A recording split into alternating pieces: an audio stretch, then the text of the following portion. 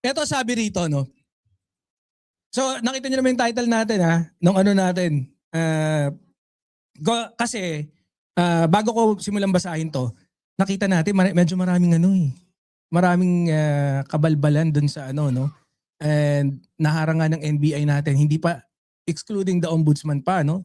Parang yung NBI nagsabi, maraming 8 dito, sablay, hindi naman kay Saldico, kundi sa ibang sa isang tao na hindi pa pinangalanan, di ba? Tapos ano pa ba? Yung isa tapos marami daw mga dito, karamihan kriminal. Ang nakakagulo kasi, bakit kailangan pa nilang itago? Ba na hindi na lang sana sinabi nila o 4 na ganto, 4 lang silang ex-marine. Tapos 12 sa kanila, mga tanga. Ay hindi, sorry. 12 sa kanila na mga regular na tao na nangangailangan at gipit. Kaya, di ba? Ganun na lang sana eh. O, kaso hindi. So, yan, ito yung discuss natin because this is our main topic for today. So, sabi rito ito. Billionaire News Channel update. Sabi rito, the Office of the Ombudsman say it has deputized the National Bureau of Investigation to verify the identities and background of the 18 so-called former Marines. The Office of the Ombudsman has done 2 things in relation to this case. First, we have deputized the NBI to verify the identities and background of the affiants, especially since there have been conflicting reports on who they are and where they used to serve. Yan yung una. Marami talagang anomalya. Doon sa testament, sa pinirmahan nilang affidavit, no? Kaya kung may nagkikwentong iba ron na naririnig. Sabi dito, second, the office has sent letter to request to Attorney Baligot to produce 18 separate affidavit lining out the narrations of facts from the perspective of each person so as to produce a more accurate and credible narrations of facts. As the Ombudsman has mentioned, a joint narration of facts loses credibility. So, ito na, gusto lang talaga ng ating NBI and even ng Ombudsman, masigurado, no, na kasi yung punto nila dito, paano nga naman gagawin yun? Paano 18 sila, lagi ba sila magkakasama? Eh ang sinabi nila rito kung ilang taon sila magkakasama, almost 3 years. The span of almost 1,000 days. 1,000 or more than, give or take. Pero mo, 1,000 kung araw kayo halos magkasama, tapos, ay 1,000 araw kayo halos magkakasama, araw-araw, kaya iisa lang yung naratibo nyo. Yun yung isang pinupunto rito ng ating ombudsman. Ngayon, ako talaga, no, kahit naman nung una pa lang talagang medyo kahina-hinala na to, tas biglang nagsulputan si Topacio. Ewan ko bakit pinagtatanggol ni Topacio tong mga walang yan to. Mga walang yan kasi nagbibintang Ngayon, uso na pala bintangan. At para isa pa dyan, pagka nang bintang, ang gusto pa nila, lagi pag napagbibintangan ang administrasyon or kung sino man part ng administrasyon, dapat imbestigahan. Putya, magtatay tayo dyan. 'Di ba? Oh, bakit mahalaga ito? Kasi alam nyo, may conflicting reports kung sino talaga sila at kung saan silang nagsisilbi. Yun yung ano dyan 'di ba? Yun yung sinabi ng ni NBI Director Matibag. Kanino sila nagsisilbi? Ngayon, kung titignan natin objectively, ito ang tamang proseso ng gobyerno. Hindi agad hinuhusgahan. Iniimbestigahan muna. Contrary sa sinasabi nila mga ungas sila, na bakit ayaw nyo imbestigahan? Bakit ayaw nyo imbestigahan? Mali. Pinoproseso na. Huwag kayong masyadong atat. Nauuna pa kayo Oh, di ba? Hindi agad inuhusgahan, iniimbestigahan muna para malaman kung credible ba ang testimonya. Putya, ito si Topacio nagpa-interview, parang ayaw ipa-scrutinize yung mga dapat, bakit iwahiwalay? Bakit iwahiwalay? Dapat sama-sama sila. Eh syempre, gustong kastiguhin, gustong imbestigahan pa isa-isa. Eh sabi, ayaw na ayaw namin. Sama-sama kami. Huwag kayong mag-alala. Pag nakulong kayo, sama-sama kayo. Hindi kayo mag-iwalay. Oh, eto pa. At isa pang mahalagang punto. Humingi rin ng ombudsman na 18 separate affidavits nga mula sa abogado. Ibig sabihin, bawat tao dapat may sariling salaysay. Bakit? Eh, yun nga eh. Paano nila ma-justify? Yun na lang. Eh, nung tinanong sila ni Ombudsman Boying, oh, sigurado ba kayo? Eh, dalawa lang yung nakita ko sa bahay. Kung sakasakali man, o paano nyo sasabihin na 18 kayo, nakita nyo ako na nakipag-meeting sa ICC ng sabay-sabay. Yun yun. Oh. Wait lang.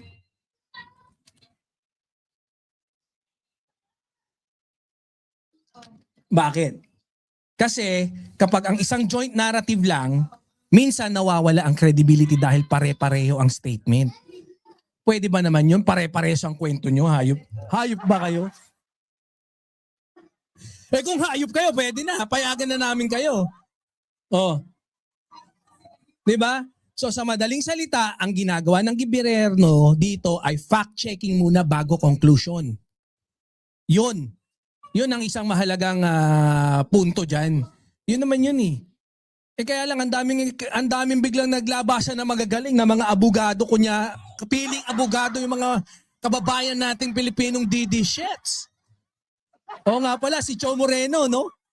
Literal na DD shits. Talang yaka, Cho Moreno. Payag ka, literal kang DD shit, ayop ka. Kutsa biruin mo, natai ka. Parang konting sundot lang sa puwet, natai ka na. Paano kung ibang sundot pa? So, sa ganitong usapin, malinaw na due process at verification ang inuuna ng gobyerno bago maglabas ng final conclusion. Okay? So, syempre, ngayon, kasi dapat mandirigma eh, no?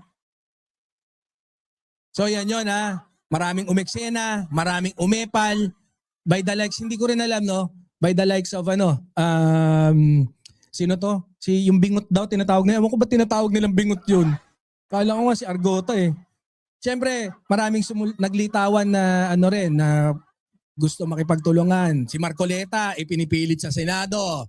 Sino pa? Marcoleta, si Marcoleta, may kasi bali-balita, itong si Rodante Kupal Wig Marcoleta, siya ang napupuso ang vice presidente. Yan na, open secret na raw yan sa sa mga DD shit na group chat. Open secret. Ang tatakbo bilang vice presidente ay si Panot na Marcoleta na nagtatago sa Piluka. Walang ya ang putya. Kamukha ni Zoraida. Ay, and then nagagaya na ako kay Tol Nyolo. Bata dito pala sa channel ni Nyolo, nakakahawa dito. No? Kala ko si Jack, no? Kala ko si Jack. Hindi si Jack. Si Mike Defensor, naglabasan na. Si Attorney Baligod, naturalesa siya, si Tupacchio, 'di ba? Oh. Si Chupasyo.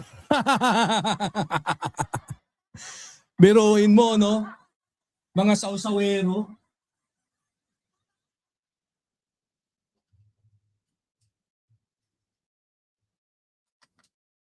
Bigla na lang gustong umepal, 'di ba?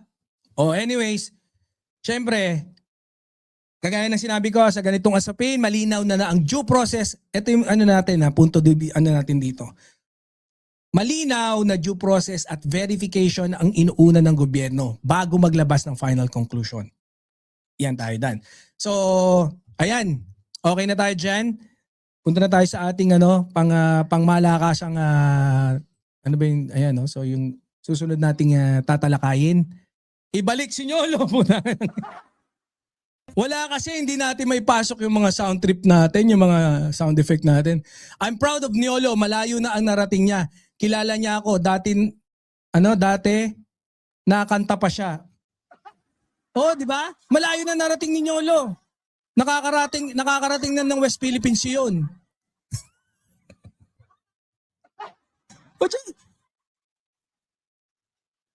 Hindi, maganda kasi kay Nyolo, matalino kasi, no? Mahirap po magpatawa. Madali magbigay ng information, ang mahirap magpatawa. Kailangan mo talaga ng 'Di ba, Your Honor, Mr. Chair? Ayan. Ibang sets of skills. May sound na ba? Pag dito, DDS. meron ba? Meron. Support po natin sila. Wag ka na! Ako na dito, bahala! Diyan si Nyolo. Alang yan, balik ka na raw, pre. Ayaw ko na. Last day ko na to, pucha. DDS. DDS tanga-tanga. Ito.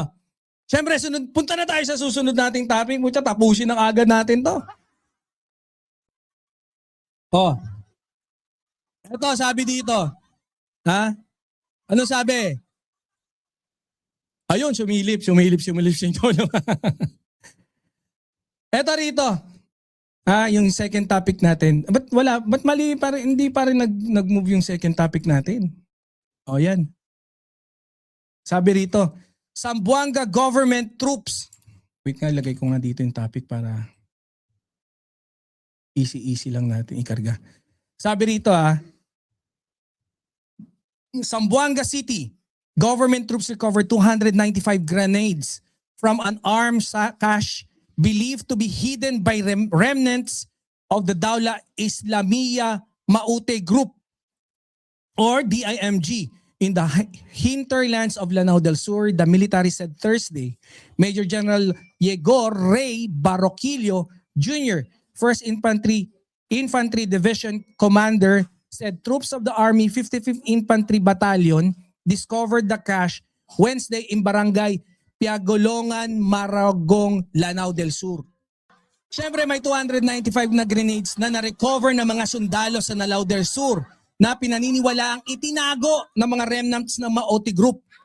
Kung matatandaan nyo, ang Maote Group ang responsable dyan sa Marawi Siege noong 2017. 'Di ba? Ang magandang punto dito ay malinaw na patuloy ang operasyon ng militar para siguraduhin na hindi makakabalik ang mga extremist na grupo. 'Di ba? And syempre, discovery na ito ay patunay na active pa rin ang ating security operation ng gobyerno para protektahan ang mga komunidad, lalo na dyan sa kung saan ginanap, dyan sa Barangay Pialongan, Maragong, Lanao del Sur. At kung hindi mahukay, kung hindi yan nahukay o nadiskubre, ang mga armas nito, maaaring gamitin pa. Sana ito ng mga susunod na karahasan na susunod na pwede nilang isipin. Basta ganon. Anong ganap dyan? Yan nga Sinabi ko lang yung magandang discovery ng ating gobyerno. Anyways. Kaya malinaw na patuloy ang pagbabantay ng ating security forces laban sa mga banta sa ating kapayapaan, sa ating kaligtasan. So kalma. 'Di ba? Mamali siya.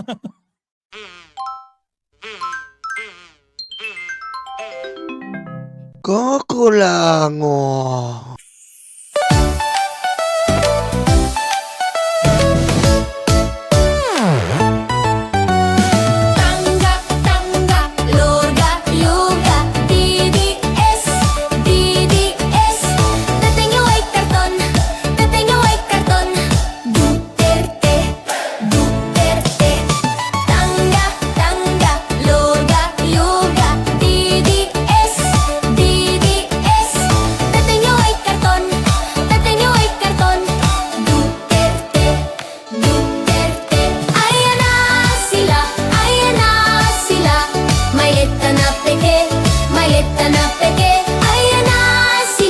Ayan na sila, may leta na peke.